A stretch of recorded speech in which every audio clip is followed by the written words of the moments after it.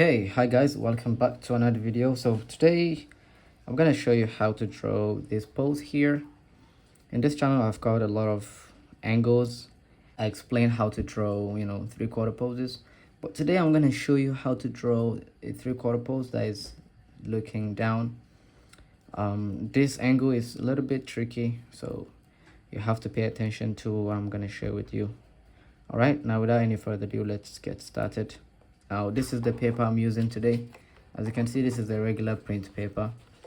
I've not used this for a long time, so today I decided to just try this out, and it's really smooth, the texture. It's not like this type of paper. This one is rough. Anyway, let's do this. So I'm using a 10B pencil, which is really dark. You can see here. I don't recommend you start your sketches with a dark pencil, because later you will need to erase, and it's really hard to erase. But the reason why I'm doing this is because it really helps me focus more on my line drawing. That improves my line quality. Okay, so I'll be using the Loomis method as usual to show you how to draw this. I'm not gonna draw everything. I'll just show you the construction of the head, the proportions, and the structure. I will give you some tips and tricks, and I think, yeah, that will be it. So we're gonna start with the circle. Regardless of the angle, most of the time I prefer to start with a circle, because for me it doesn't change regardless of perspective, regardless of the angle you draw in. Okay, so we're gonna start off with a circle. Now this is the top of the head. Okay, we have two big masses for the head. We have the cranial mass, and we have the jaw area, which is more like a boxy shape. Now the next thing is to find a plane for this head. What I do is I locate the side of the eyebrow that is closest to us. And in a normal three-quarter pose, in a perfect three-quarter pose, it's usually in the middle, okay, of this oval. But depending on where the head is looking, if the head is going towards this direction, then this is gonna follow this direction as well. So the side of the head is gonna be bigger relative to the angle of the head, depending on where the head is looking. The second circle is gonna be bigger or smaller. So because this is like a three-quarter pose, we're gonna put that in the middle. Maybe I'll shift it a little bit to the side, to the left-hand side. So I will draw an ellipse like this. Now if you don't know how to draw ellipses, I recommend you practice this in a separate, when you have free time. And this is really important, because if you don't know how to draw these basic shapes, it's going to be hard for you to understand complex forms. Okay, so we have our circle. We have the second circle. We have already established the form of the head. The next thing is to locate the angle of the head, where the head is looking. Right now we already know the head is kind of tilted slightly downward, so we're going to bring this brow line a little bit lower, like here. Normal, if it's a normal pose where the head is not tilted, it's going to be at the center here. But the more the head goes downwards, the lower this brow line is going to go, and it's relative to the ear. The ear is going to be slightly above the eye level, and the eyebrows, or the eye level. So if you want to know if this head is looking down or up, just look at the relationship between the ear and the eyebrows, or the ear and the nose. So the same thing here for the nose, and the chin is going to come here. Now we're going to draw the center line to establish the exact direction of the face, where the face is looking. I'm going to connect the side of the face. As you can see, I'm not focusing on any details. I'm just trying to establish the overall shape of the head. Then later on, I will start breaking down these major shapes into minor ones, like the nose and etc. So these thirds are usually going to be equal. Okay, they are usually equal. Now the tip of the nose obviously is going to be lower than the actual bottom of the nose, but I'll explain that later. Now I'm just going to connect the jaw. What I usually do is I look for a straight line that is parallel to the center line of the face, this one, and I draw it at the side, and it's right in the middle of this second circle, like this. It forms a 90-degree angle with this line here.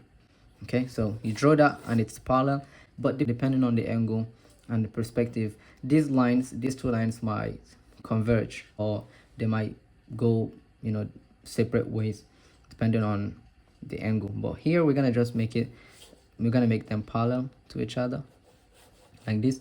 And halfway down here, I'll just connect the chin like this. Okay, the jaw to the chin. Now we're gonna draw the side plane of the face. So from the ear, we're gonna draw a curve like this. We're gonna drop it down to the side of the chin, and this gives us two major planes. Front plane, you can see that it's clearly looking towards this direction, and the side plane that is looking towards this direction. This is important because you want to make things look more 3D. Okay, if you don't have understanding of the planes, or your drawing is going to look flat, so you have to put down these planes to be able to make your drawing look 3D. Now we're going to add the neck, and the neck starts from the back. It starts higher than in the front, so we're going to place the neck here. Okay, we're going to draw this muscle that connects to the shoulder, and then the other shoulder we're going to actually draw a curve like this, and we're going to put it here. Even though in the reference photo it is actually higher, which means that the head is tilted more in the reference photo than it is tilted here. So we're gonna have to move this a little bit higher, and you can see this area here is much shorter than this one, and that is because it's a 3/4 pose, so we have to pay attention to perspective. Okay, now we are done with this. We're gonna start placing the features. Before you do that, you can actually go forward and focus on the forms, okay, the contour lines of the face. So you can, for example, draw this measure shape of the hair. I will just focus on the measure shapes. Okay, the ear, as I said, it's gonna sit somewhere around here. All right, so this is the hair.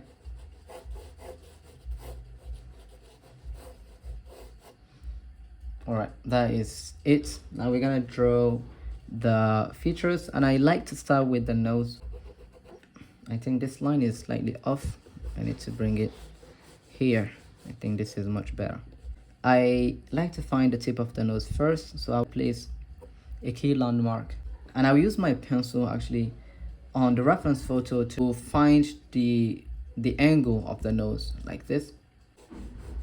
And the bottom of the nose, as I said, is going to be here, so I just put this wing of the nose like this, and now I will draw a straight line. You see how I focus more on straight lines rather than curves, because it's easier for the brain to interpret lines rather than curves. Okay, now that is done, I will draw this drop shadow here, a straight line that will help me establish the eyes. Now I'm gonna draw this eye socket here, and the cheekbone is gonna be here. So the far side cheekbone, as you can see, it's higher. You can draw a straight line to know exactly where that cheekbone comes in. Now the mouth, you can draw this line like this. When you draw the mouth, think about a can like this, and think about this line wrapping around the form. And especially in a side view, you'll notice that the lips are actually round like this, right? And they sit on top of this line. The reason why is because the actual form of this mouth is a cylinder. The lips are going to be wrapping around that cylindrical shape, and that is because the structure underneath is round. Okay, so the corner of the mouth is going to be here. You can see she opens her mouth, so we're going to draw this shape first. We're going to draw the top lip. Now here there's going to be overlaps. For example, here you see the bottom lip, okay, and the chin, there is an overlap. The bottom lip overlaps the chin, and one of these two lines is going to be darker than the other one. Now there is another shadow here. We're going to come here to the eyes, and we're going to draw the actual eyes. I want to start with the eyebrows first. You see how this one eyebrow goes really high like this. Normally if it's looking at us, the eyebrows are usually like this in a front view, but because now this is a 3/4 pose, this thing here, this other part is gonna look like it's going towards the opposite direction like this. So I'll place the top eyelid first like this. Sometimes I like to draw the eyeball, but here I'm not gonna do that. I'll just draw this form here, okay? And then the bottom eyelid is wrapping around the eyeball like this, and you will show the top plane of the bottom eyelid if you want to make it look believable. So this is our eyeball, right? The eyelid here is wrapping around the eyeball, and you show the plane, the top plane of the bottom eyelid and the bottom plane of the top eyelid. Now because she's looking down, we're gonna see more of the bottom plane of the top plane, sorry, of that bottom eyelid than the top plane of the bottom plane of the top eyelid. I don't know if that makes sense. So this plane here is the one that we are looking at here, and it's the one that is more visible because we are looking at it from a higher angle. Now you can draw the eyelashes. Here you can see that the cheekbone overlaps this. Okay, I don't know which one overlaps the other one, but this one goes under this. You see a shape like this. So this one comes forward behind this line like this. So here we're gonna draw the other eyebrow. Pay attention to the distance between the two eyebrows, very important. If you make it too close, it's gonna look off, and if you widen that, you have to push the other eye off the position of its initial position. So this is the corner of the eye socket. We're gonna draw the other eye. Now, how do you draw the other eye? You can use the nose as a reference to find the proportion of the eye. In a normal pose, the eye is supposed to be like this in a straight line, but because the nose is going down, the eye is gonna tilt as well. So we're gonna find the corner of our eye somewhere around here. Okay, now we're gonna just draw the eyelids, and here there is gonna be overlap. Now this is where also understanding the planes is very important, because in a 3/4 pose, drawing the eye socket can be very frustrating. So you need to understand the planes as well.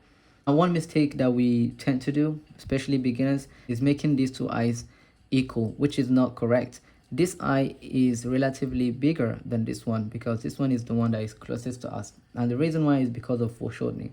Foreshortening is when objects tend to appear bigger as they get closer to us, and they become smaller as they recede away from us. So this one eye here is going to be bigger than this one. So if you take the measurement like this, you see how big it is. It's significantly bigger than this one. So that is foreshortening for you. Do not try to make them equal. They are not.